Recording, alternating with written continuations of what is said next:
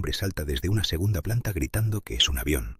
Se rompe las dos piernas al caer y aún así se levanta y corre varios metros antes de desplomarse. Esa misma noche, en el mismo pueblo, un niño de 11 años intenta estrangular a su madre. No es una pesadilla. Es una noche real de agosto de 1951, en un pueblo tranquilo del sur de Francia. Y lo más inquietante es esto. 70 años después, seguimos sin saber con certeza qué envenenó a aquella gente. Hubo una explicación oficial, pero uno de los mayores expertos del mundo la revisó y concluyó que no encaja. Vamos por partes. El lugar se llama Pont-Saint-Esprit, un pueblo pequeño a orillas del Ródano, cerca de Aviñón. En 1951, Francia todavía se recuperaba de la guerra y el pan seguía siendo el centro absoluto de la dieta diaria. Casi todo el mundo compraba su barra en la panadería del barrio. Esa costumbre, tan cotidiana, tan inofensiva, es la que va a desatar el horror. Todo empieza el 15 de agosto de 1951. Al día siguiente, las consultas de los dos médicos del pueblo se llenan de pacientes que describen los mismos síntomas: náuseas, vómitos, escalofríos, oleadas de calor. Al principio parece una intoxicación alimentaria corriente. Verano, calor, algo en mal estado. Nada extraordinario. Pero entonces la cosa cambia de naturaleza. Los síntomas empeoran y aparecen crisis alucinatorias y convulsiones. La situación en el pueblo se deteriora en los días siguientes. Los relatos que llegan de aquellos días son escalofriantes. Decenas de personas empiezan a sufrir alucinaciones de pesadilla. El pueblo entero queda sumido en el caos. Una niña grita porque cree que la persiguen tigres. Una mujer llora convencida de que sus hijos han sido convertidos en salchichas. Uno de los médicos del pueblo bautizó aquella jornada con un nombre que lo dice todo. La noche del 24 de agosto, un hombre se creyó un avión y murió al saltar por una ventana de un segundo piso. Y un niño de 11 años intentó estrangular a su madre.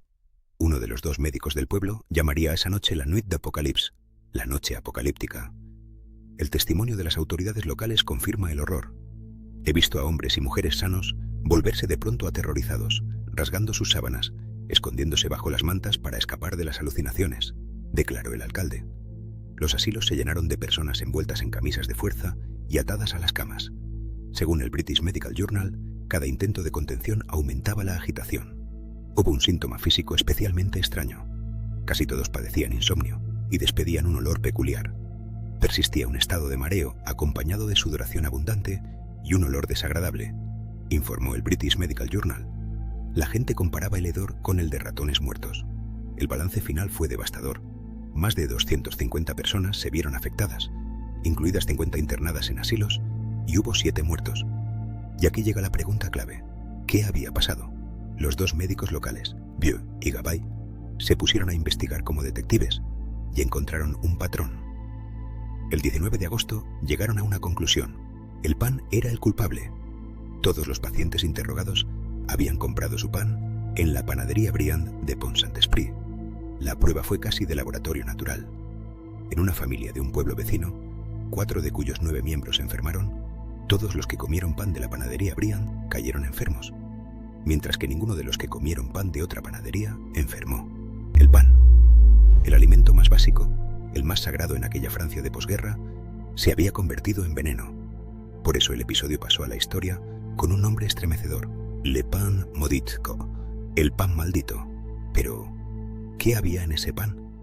La explicación que se impuso llegó rápido. Poco después del incidente, en septiembre de 1951, unos científicos escribieron en el British Medical Journal que el brote de intoxicación había sido producido por el cornezuelo. El cornezuelo, o ergot, no es un veneno cualquiera.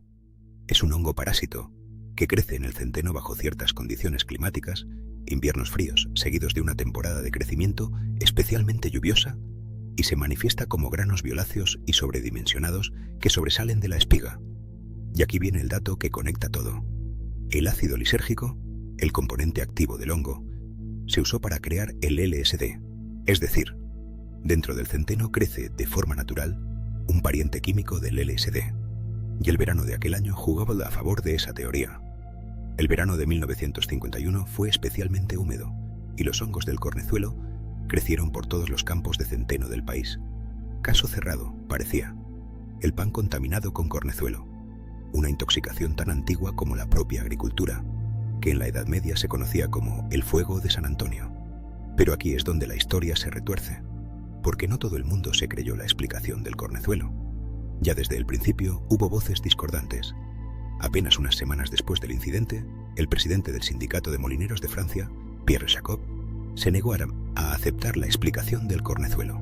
Jacob argumentaba que el cornezuelo siempre estaba presente en la harina francesa y que, por tanto, no podía ser el responsable. Tan seguro estaba que se ofreció a comerse pan contaminado con cornezuelo delante de un grupo de expertos. Y con el paso de las décadas, la duda no hizo más que crecer. En 2008 llegó el golpe definitivo a la versión oficial. El historiador estadounidense Stephen Kaplan, profesor de la Universidad Cornell y experto en la historia del pan, examinó todas las explicaciones posibles: el ergotismo, el agua contaminada, la contaminación por fungicidas u otras toxinas. Ninguna, concluyó en su libro de 1000 páginas, Le Pain Maudit, publicado en 2008, podía explicar adecuadamente lo ocurrido. Kaplan tiene un argumento demoledor contra la teoría más romántica, la del LSD. Es clínicamente incoherente, porque el LSD hace efecto en pocas horas, mientras que los habitantes mostraron síntomas solo después de 36 horas o más. Y sobre el cornezuelo, tampoco se convence. Dice que el LSD era un culpable improbable, porque los síntomas no coinciden con los del alucinógeno, pero tampoco está convencido de que el cornezuelo fuera la causa. Su propia hipótesis apunta en otra dirección, mucho más mundana, y quizá por eso, más inquietante. El libro de Kaplan sostiene que la intoxicación pudo estar causada por el tricloruro de nitrógeno, empleado para blanquear la harina de forma artificial e ilegal. No una maldición, ni un experimento secreto, un fraude industrial. Y aquí es donde debemos ser honestos con vosotros, porque este canal va de hechos, no de fantasías. Existe una teoría mucho más espectacular. En 2009, el periodista estadounidense Hank Albarelli afirmó que la CIA estaba detrás del envenenamiento. Sin embargo, el historiador Stephen Kaplan sostiene que la teoría de Albarelli carece de pruebas sólidas. La idea de Albarelli era escalofriante, que la CIA habría rociado el pueblo con LSD como experimento de guerra química durante la Guerra Fría. Es una historia perfecta para una película, pero conviene subrayarlo con claridad. Son teóricos marginales quienes especulan que la CIA envenenó intencionadamente a la población para probar un agente incapacitante durante la Guerra Fría. El propio experto que desmontó la versión oficial rechaza también esta. Así que, ¿qué nos queda? Nos queda un pueblo real, 7 muertos reales, cientos de vidas trastornadas y un misterio que la ciencia todavía no ha resuelto del todo.